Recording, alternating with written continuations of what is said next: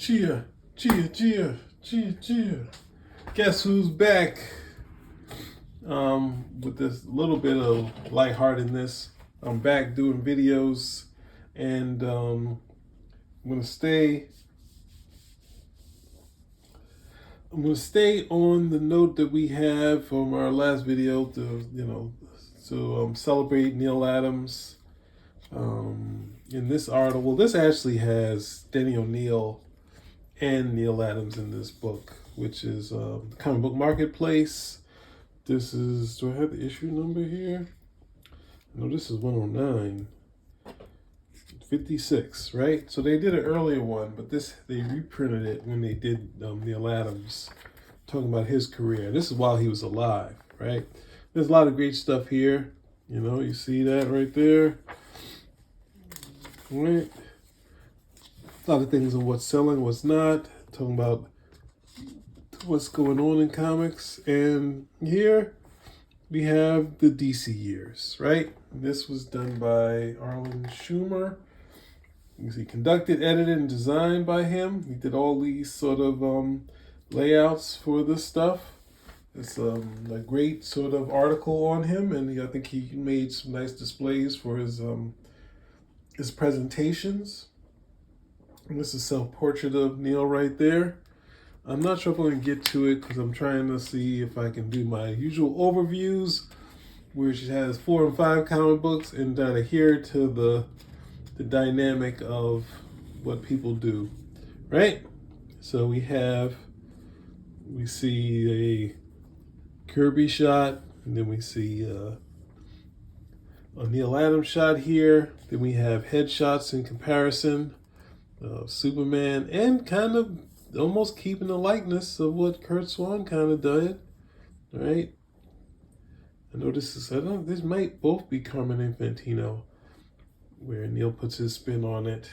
And then, of course, we have Green Arrow, which, of course, he updated a whole lot. He always wanted to change the costume. And for Green Lantern, he just wanted to do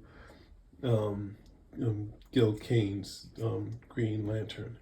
But here we have a Batman, and then we have Brian Boland Batman at the same time. So there's an interview conducted at the same time by Arlen Schumer talking to Neal, too. So this is a must sort of buy if you don't have it. This one's the reprint. It's not the original one. I think NealAdams.com has some of these magazines if you're interested. But we have his influences. We have the Sky Masters of the Space Force. Like you see this sort of lighting. This very much impressed his style of having the Kirby art and that sort of Bollywood inking on it. Right? And then, of course, he's a big fan of Joe Kubert at the same time to get kind of the lighting effects. You get kind of the figures here. And him early on trying to do that. And then trying to get into business, he would do anything. So he used to do these joke things or joke pages for Harvey Comics, and even got a splash into this little thing drawn for The Fly. But at the same time, I think he said Joe Simon was kind of saying, the business is going to die. You need to get out of here, kid. So he started ghosting these sort of things for, I forget the name of the company that he worked for. I think it'll show up here somewhere. This is Columbia. Right? Then him doing Ben Casey. This, and I think we said it in our other video, this is where Neal had kind of already made it, getting a actual strip, a newspaper strip, doing something for an actual TV show, right? And he was not only drawing it, but writing it. So gets to do a self-portrait of himself here. You get to see him and, sort of some of the sort of realistic type of drawings that he was doing. He talks about the cover layouts, right? Working with, because I think he got Joe Kubert the job to do the Green Beret thing because they wanted Neal to do it. He said he didn't have time, but you should go see Joe Kubert. He's like, but you're gonna first look at him and you're gonna say, I don't know if this will work for us. And then after you get a few, strips in, you'll see how great he is, and that's exactly what happened. And also doing works off of Carmen Infantino's cover layouts. You get all these classic covers. I'm not sure if these are, but because this is something on Strange Tales, but this was kind of Neal's book where he got to kind of do his thing and showcase a lot of his stuff, and also doing these cool things in the Spectre, right? But then at the same time, we're showing a Stan Drake page where he got some of his line work from, right? So we get to see all of his influences here, and then you get to see the human emotion, and that's one of the things. Outside of trying to say he draws realistically, the emotion is what he really captures, because that's one of the strong parts of his art. It's not just the pseudo realism; it's the emotion, right? Some of the effects that he's doing, the face in the page type of thing that he's doing. Some of them always aren't that, it's kind of rough. Then some of the effects here. And then he says, look, a Steranko effect. That's a classic one, right? And then you see Steranko, seeing him using an actual photo in there. And this is, I think, more of a drawing, but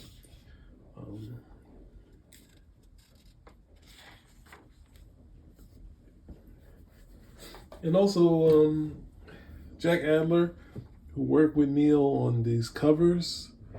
Now, we get to see some of the effects used on the colors, and this is why this is the hardest part of reprinting comic books, is trying to keep these colors when you reproduce. And I think Arlen Schumer has been does some of the best work on that. I'm not going to do Arlen Schumer's book because ultimately he's going to get mad and he's going to want you to buy it. So rather than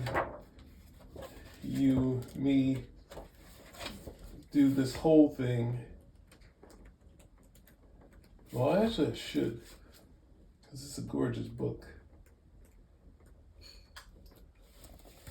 But the point that I want to show you guys is that in his reproduction, he really captures that comic book page on this more shinier type of thing. So I just want to show you he's one of the best at reprinting comic books, and Marvel and DC would do good to have him do their reprints, because look at this, the reproduction on this type of shiny paper, but keeping the sort of 4-color effect in them. It makes it look a lot better, right? So you see, even though I think DC was still tops at this point over Marvel, but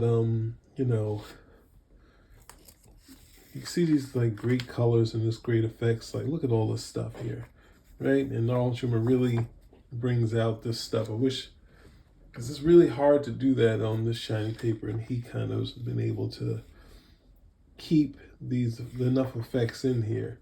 And here's some more. So you get to see Jack Adler's color. I think Neal worked a lot with Jack Adler, and this kind of gave Jack Adler another boost. But at the same time, I think in this thing, the point of why they're bringing up the colors is that Neal went to the DC, I think it was Carmen Infantino, and said, hey, Marvel has X amount of double the colors you have. He said, well, Marvel spends more money for it. I said, no, they're not. And then they called in and said, oh yeah, we can give you those colors.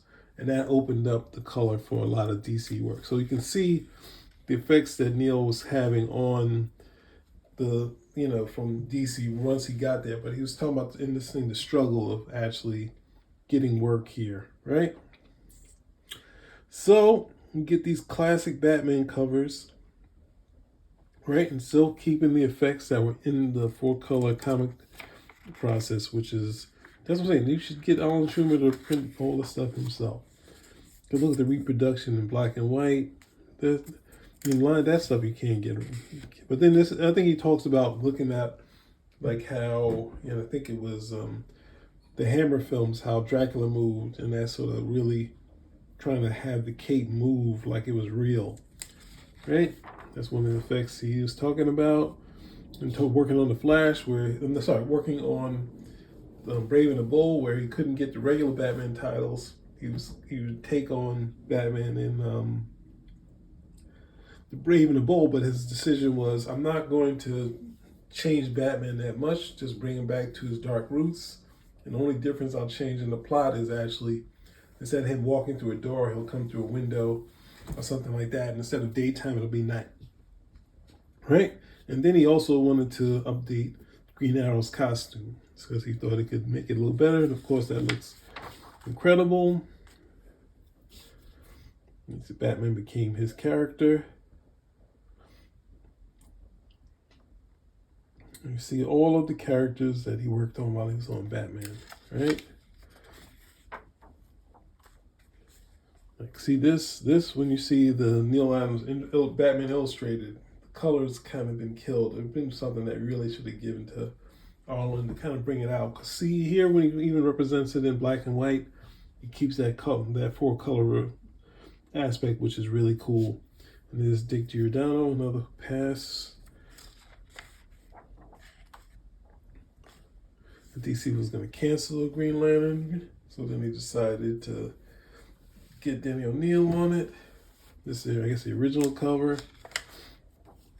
and then bring in all this stuff to it, all this sort of realism, and all these like they were calling it issue of the month, but at the same time, this could be the precursor to very much realistic comic books. Even though there was realism, if you go back to some of the old stories, the gangster stuff, where they were pulling from real life stuff.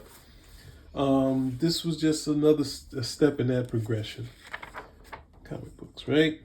And then he talks about here where they were doing Speedy as a junkie, and Denny O'Neil had decided that Speedy would quit cold turkey, and Green Arrow would say, good boy, pat him on the back. And then Neal said, no, there need to be something where he pushes back against Green Arrow, right? Because who is it? Because Dinah, that the Black Canary would help him through his kicking the habit. So this, he kind of gives him back what it's like to go through this sort of struggle. And basically Danny O'Neil was like, I don't really feel that you should be changed. So they went to Julie Schwartz to see which title would be, which way would be better. And they went with Neal's, of course.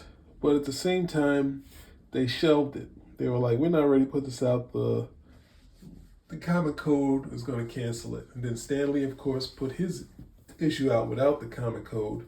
And then DC went to the Comic Code, and then they set up rules where they could be able to do something like this, right? Of course, the Black Green Lantern, who's the mainstay, is getting a new cartoon. That was Neal and Neal.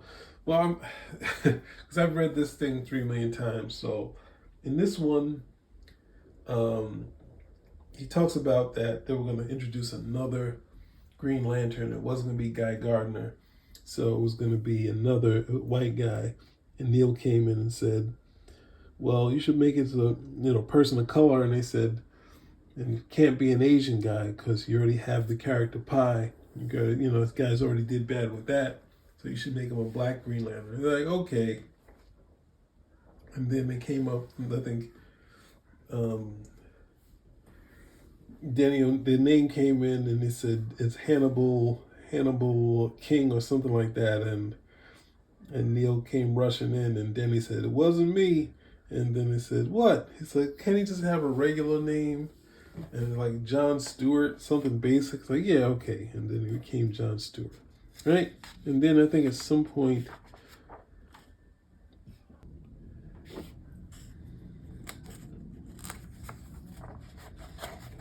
this was part 1, right? And kind of left.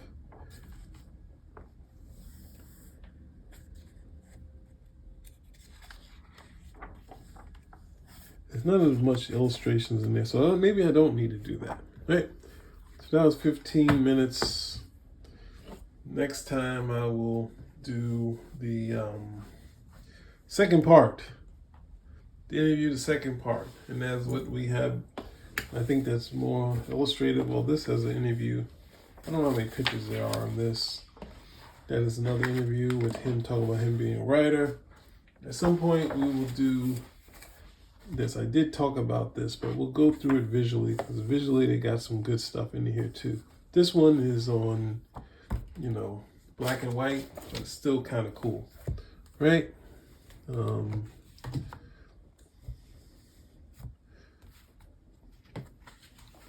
This one is just mainly interviews. What can I say? Terry Olsen tells a funny story about pouring ink on a nail page. Byrne has a point of talking about what he did best was but just execution alone was Superman versus Muhammad Ali, because he did storytelling straightforward and showed he can do it better than anybody, and of course what he did for Siegel and Schuster, right? So that's some stuff we could do if you guys want some of it. Some of it was more reading than in visuals, but the Arlen Schumer stuff will get you visuals of that, and we'll get you visuals of this too, right? So spin a rack out.